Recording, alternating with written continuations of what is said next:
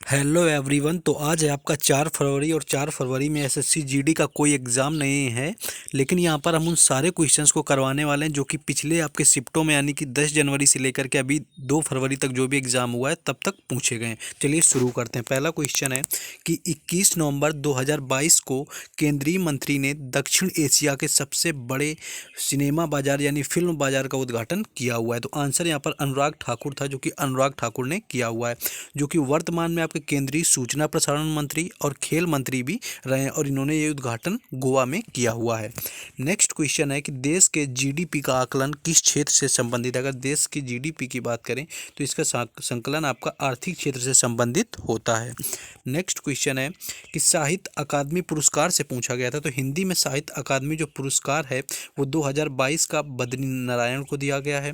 वहीं पर उनका 2021 की बात करें किसे दिया गया था तो सम्राट अशोक नाटक के लिए दया प्रकाश सिन्हा को दिया गया था। ये भी क्वेश्चन पूछा गया। इंग्लिश में बात करें कि इंग्लिश का साहित्य पुरस्कार 2022 का जो है all the lives we never lived novel है, ये अनुराधा रॉय को मिला हुआ है। और 2021 के लिए things to leave behind novel था, जो कि नमिता गोखले को मिला है। हिंदी के लिए आपका 2021 में जो मिला था दया प्रकाश सिन्हा को मिला हुआ था। नमिता गोखले को इंग्लिश के लिए 2021 में मिला हुआ था।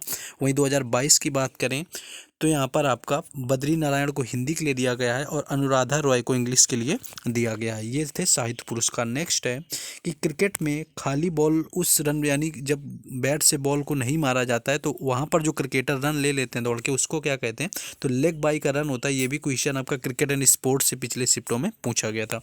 नेक्स्ट क्वेश्चन था कि जून 2022 में आजमगढ़ के उपचुनाव में निरहुआ को किसने हराया। तो यूपी का जो लोकसभा उपचुनाव हुआ तो यहाँ पर बीजेपी ने जीता हुआ था। आजमगढ़ से दिनेश लाल यादव ने जीत दर्ज की। अगर बात करें तो निरहुआ ने सपा प्रत्याशी और अखिलेश यादव जो चचेरे भाई थे धर्मेंद्र यादव इनके विपक्षी थे, जिसे हरा दिया था आजमगढ़ उपचुनाव से।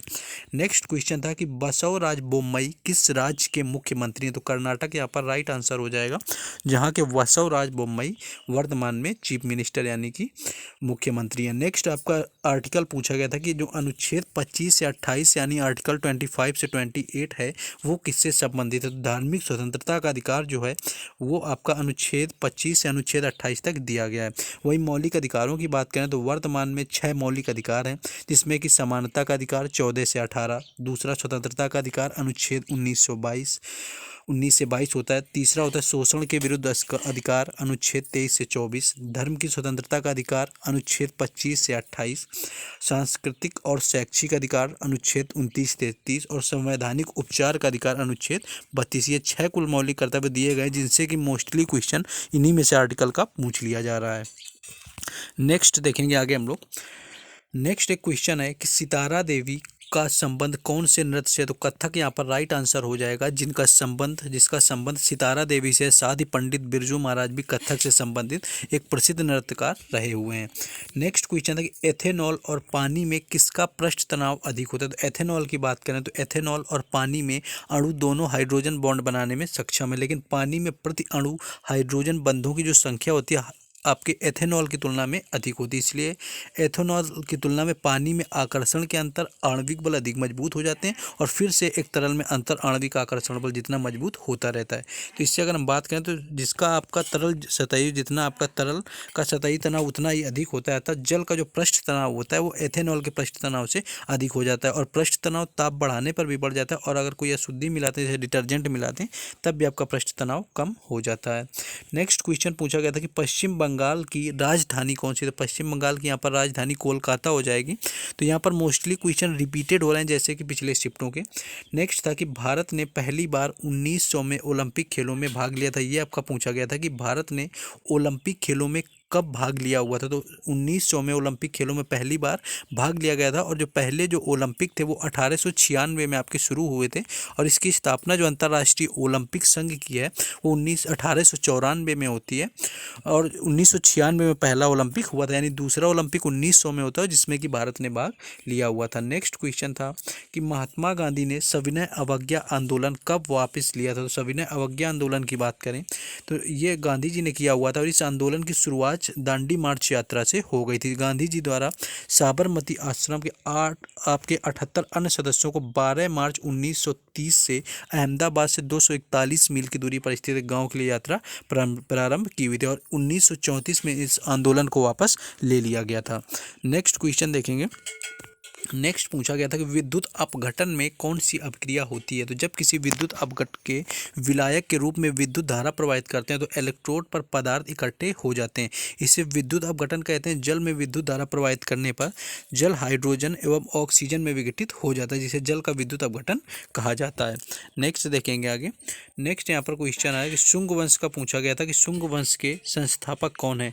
लेकिन उससे पहले जिन लोगों ने अभी तक वीडियो को लाइक और चैनल को सब्सक्राइब नहीं किया हुआ है, उन लोगों को वीडियो को लाइक और चैनल को सब्सक्राइब जरूर कर देना है, क्योंकि यहाँ पर आपको हर एग्जाम का, हर डे का, हर शिफ्ट का एनालिसिस हमेशा करवाया जाता है। आप प्लेलिस्ट में जाके भी चेक करेंगे तो आपको सारे जो हैं हर एग्जाम का एनालिसिस शिफ्ट वाइज मिल जाएंगे, तो आपको वहाँ पर भी जाके चेक कर लेना है ऐसे ही अगर आपको लगता है। तो यहाँ पर आपको सपोर्ट के लिए सिर्फ चैनल को सब्सक्राइब करना है, ताकि हम हर एग्जाम का एनालिसिस आप लोगों के लिए लेके आ पाएँ। और व्हाट्सएप ग्रुप और टेलीग्राम चैनल का लिंक डिस्क्रिप्शन में दिया हुआ है, जिससे जुड़ जाना, वहाँ पर सारी अपडेट शेयर होती हैं। और उसके साथ ही साथ आपका अपडेट के साथ में पीडीएफ जो डेली बेस की होती हैं उनको भी शेयर किया जाता है। चलिए क्वेश्चन देखते हैं।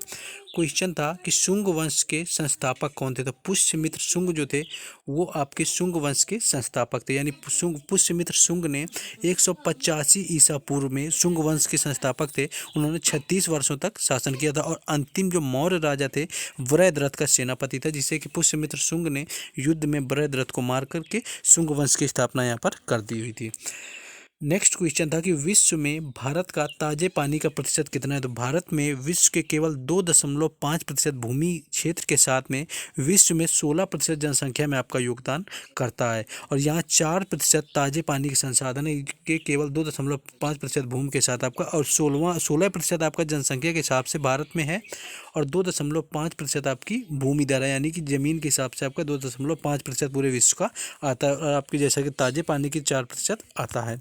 नेक्स्ट क्वेश्चन यहाँ पर है कि थांगटा फोक डांस कहाँ का है। तो थांगटा जो आपका एक मणिपुरी प्राचीन युद्ध कला आपका थांगटा होता है, जिसमें कि आपका इसको जो थांगटा है यहाँ पर मणिपुरी का मार्शल आर्ट कहा जाता है। मोस्टली पूछ लिया जाता है कि मणिपुरी का जो मार्शल आर्ट है वो कौन सा है, तो यहाँ पर थांगटा आपका राइट आंसर हो जाएगा। नेक्स्ट क्वेश्चन है यहाँ पर कि ये देखिए पूछा गया कि भारत का 49 यानी कि 49वें मुख्य न्यायाधीश कौन है, यानी CJI यानी चीफ जस्टिस ऑफ इंडिया पूछे गए। जैसे कि क्वेश्चंस जो यहाँ पर मोस्टली रिपीटेड होते जा रहे हैं, तो इन सभी से बचने के लिए आप लोगों के लिए एक यहाँ पर PDF तैयार कर दी गई है।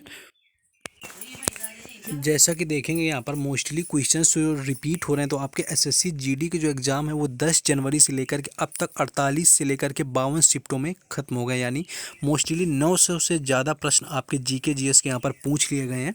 तो इन सारे जो भी क्वेश्चंस आपके पिछले सारी शिफ्टों में पूछे गए उनको मिला करके यहाँ पर एक PDF तैयार कर दी गई है, और जिसका मिनिमम चार्ज यहाँ पर 20 रुपीज़ रखा गया, जो कि आपका बिल्कुल नॉमिनल चार्ज है, जिसमें कि आपको 900 क्वेश्चंस पिछले सारे शिफ्टों के जो पूछे गए हैं वो दिए जा रहे हैं, क्योंकि हर शिफ्ट में आपके 5 से 6 क्वेश्चन रिपीट हो रहे हैं।